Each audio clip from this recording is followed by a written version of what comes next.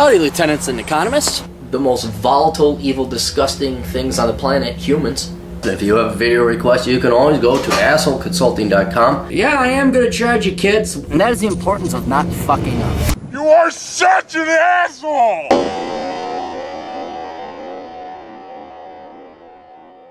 Oh, it's time for one of our favorites. Time to apply the Clarey Test to another person I don't know.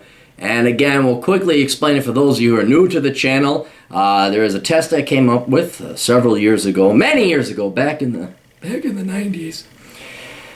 Bill Clinton was there, and lots of blowjobs were given in the oral office. Anyway, it's called the Clarey Test. 4 questions that we used to assess originally politicians, whether they make good statesmen or whether they're just scum-sucking pieces of shit. And I started applying it to everybody because I'm like, hey, this is a good predictor of value as to whether or not this is a good person or they're a fucking degenerate asshole. And not a nice asshole like me, like a real asshole who doesn't mind screwing over society to advance themselves.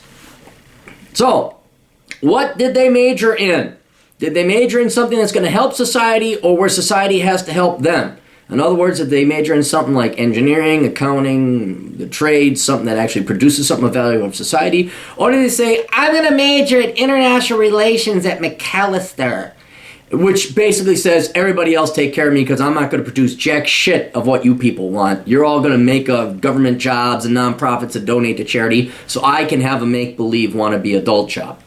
So what you're going to major in. 2, do you have any private sector experience? If you do, cool. That means you've actually worked in the real world and know that in this world, you have to produce what other people want. That's how you get ahead, is by providing things that others want. It is a selfless act, although you are compensated with money. If you work in the private sector, the public sector, the nonprofit, the touchy-feely, the art, the NGOs, where basically, again, society take care of me, then fuck you. Except military, police, and firefighters. Yeah, those are the 3 exceptions because you actually do risk your life. I don't know. I'm a social worker. I do important work. I'm a professor. So that's another strike against you. Do you currently work in government, nonprofit, worthless, touchy-feely bullshit industries, okay? Are you a professor? Are you a politician? Are you a government worker? Stuff like that. And what was the 4th one? Do you come from rich parents? And by rich, I mean upper middle income or higher. Okay? Because I know you people, well, I'm not rich. My parents just had a leased Beamer. We didn't own it. We just leased it. And we had a McMansion. It wasn't like we were eating sushi every day. Only 3 days a week. I mean, like, if you were brought up in fucking North Oaks or, Wayzata or Edina, fuck you. You came from rich parents as far as I'm concerned. So you have to be solid middle income or below, meaning, I don't know, you actually worked a job in high school and you actually paid your way through college. So you became a real man or woman when you were relatively young. So, Zach writes, Aaron, you just released a discussion on men who don't get married until their 40s. Also, you have been using the Clarey Test for a variety of public individuals. Please discuss this person. He provides a link to the Wikipedia entry for Edward Granville Browne. Now, I don't know these people, unless I know them. Like if you said, hey, did you do one on Barack Obama? It's like, I kind of know who he is. But what we've been having is a lot of, why isn't this loading up? What we've been having is a lot of foreigners say, hey, look at this British guy, look at this Australian guy, and because I don't pay attention to foreign politics. I don't even pay attention to domestic politics anymore, frankly. So I give you an unbiased, kind of as we go along here, don't know who these people are, and so you get the raw, original, visceral response that I have. So Edward Granville Browne, this is unique. He's old. He's dead. He died in 1926. Edward Granville Browne. Born 1862, died 1926, was a British Orientalist. He published numerous articles and books, mainly in the areas of history and literature. So let's go through his life. I don't even know, I don't have one bias against this guy. Edward Browne was born in Stouts Hill, Ely, Gloucestershire, England, son of a civil engineer, and his wife Annie. Okay, so he probably comes from pretty well-to-do parents, so we're going to give him 1 point. We might scale that back if it indicates otherwise. He was educated at Trinity College in Glenamond, Okay, so he's educated in college back in those days. So yeah, this guy did come from pretty well-to-do money. So he's a rich fuck. Went to Newcastle College of Physical Science. He then read Natural Sciences, Pembroke, Cambridge. He also studied Arabic. After graduating in 1882, he traveled to Constantinople. Browne, he then spent a further 2 years at Cambridge studying Indian languages. All right, so this guy, now here's the problem that we face. In the olden days, like the 1800s, if you went to college, you went to college. It's not like, if you went to college to study history, that was still an impressive thing back in the day. Today, you study history, you're just a lazy fucking suburbanite fuck who doesn't want to work. You're getting, support me! It's not just support me, it's worship me, I'm smart, I have a degree. Which is every liberal arts girl I ever dated ever. So I'm did he major in worthless stuff? He's majoring in Indian languages. He went to physical sciences. He studied natural sciences. Half a point maybe. Rich fuck. Okay, he was elected to professor of Arabic at the University of Cambridge. Was mainly responsible for the Cambridge School of Living Oriental Languages in connection with training in the candidates for Egyptian and Sudanese civil services and Lebanese consular service. Back in the day, half a point, because in the day it actually meant something to go to college, but this guy is majoring in the laziest fucking shit. So we're at 1.5 point. Rich, kind of married stupid stuff. Family. Works. Browne published in the areas which few other Western scholars had explored. Many of his publications are related to Persia, modern-day Iran, either in the fields of history or Persian literature.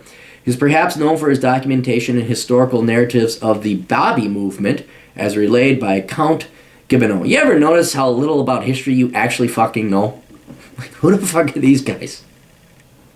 He published 2 translations of Bahai'i histories and wrote several of the few Western accounts of early Bahai'i and Bahai history. Well, that's where Bahai. Oh, okay, you guys don't know this. Let me gather around, kids. I'm going to tell you a story about the 90s. Back in the 90s, when women wanted to revolt against their fathers and traditional Western American values, they'd go and they'd join Wiccan cults and Bahai. Bahai was not as exciting as Wiccan, but they thought it more esoteric. They said, well, I'm not religious, but I'm spiritual. And a lot of these girls ended up in Bahai. And so they go and talk to some hippie 45-year-old guy who was more or less a pedophile, trying to score on their pants and say, I'm not religious, but I'm spiritual. And then they pan that off to us young sucker guys as if that was an intelligent thing we would look up to them for. Of course, this negated any chance of having sex with them because they practiced Bahai. That was a fad. It went away. I haven't ran into a girl I've dated way more Wiccans, which is rare, than I ever dated girls about. But they were there. There was a cult at one time. Cult fad. Girls don't join cults. They join fads. Oh, you doing this? Okay, wait. Oh, wait. What? Are we all gonna go? Wait. What? We're gonna go over here? Are we gonna go? Oh, okay, there's brown boots, brown vests. This fall, right? We're all doing it. We're all on. No, wait. Okay. Because you came up with the maxi dress. We're gonna do maxi dress next year, right? Okay, good. Just want me. All right, we got. On the count of 3, we all vote. 1, 2, 3. Vote! Okay, brown vest, brown boots. This fall. Okay, good. We got. Is that every woman ever in the United States? Yes, Bill. It is every woman ever in the United States. Yes, I'm completely saying that about. No, it's not a stereotype. 100% of the women in the United States are just like that. Which they aren't. I gotta do a video, or not a video, I gotta do we got some nice pretty girls in my little Capposphere here, that they just dress nice, they just dress nice 50s and they put on cute. They actually have independent thought, they actually do, they execute independent thought, and they wear nice attire. I'm not even talking sexy lingerie, I'm just saying that's a nice dress, those are nice shoes. I never said that before in my life, those are nice shoes, never said that in my life before. Should we get back to the request maybe? In the Sufi traveler history, he wrote notes. Well, who the fuck? I don't know. Edward Granville Browne. I don't know. He hasn't. Can we find anything else about this guy? There's not much about the Wikipedia entry on him. And see, this is the problem. I have to do the research as I go to maintain the unbiasedness of it. Meets behind the life of Bahai'i. What did he start Bahai'i? Okay, so he started Bahai'i. He started a religion. There's nothing about him getting into politics. What's this? There's nothing like he joined up with Karl Marx and advocated the the confiscation of wealth, history of people. And so what? He wrote about the Persians. There's nothing wrong with this guy. Now, he came from a well-to-do class. That's fine. He wrote books and became an intellectual. He wasn't working the coal mines or anything. Okay.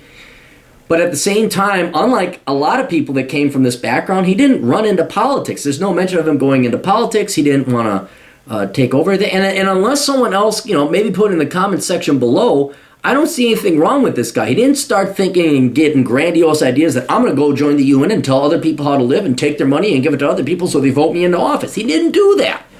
He just kind of seemed like kind of a cool guy. Just, I'm going to go study Persia. Why? Because I like Persia. So anyway, thus far, pretty cool guy. Only a score of 1.5. And you can't fold it. Rich people are nice sometimes. Well-to-do people who come from rich parents aren't always dicks. It's true. I have several friends who are from the upper middle classes, or upper middle income and higher classes. So, yeah, Edward Granville Browne, not a bad guy so far. So unless there's other historians out there, but what I can glean from a quick couple of internet searches, he's not the very apparent douche that the Bernie Sanders and the, what's his name, Jeremy Corbyns and the Justin Trudeau's who are, right out there in the middle of nowhere. I'm a spoiled rich suburbanite cunt, and everybody give me money because I'm going to give you other people's money. I mean, that's not what this guy is. So he passes the Clarey test so far. Anyway, best of luck. Toodles.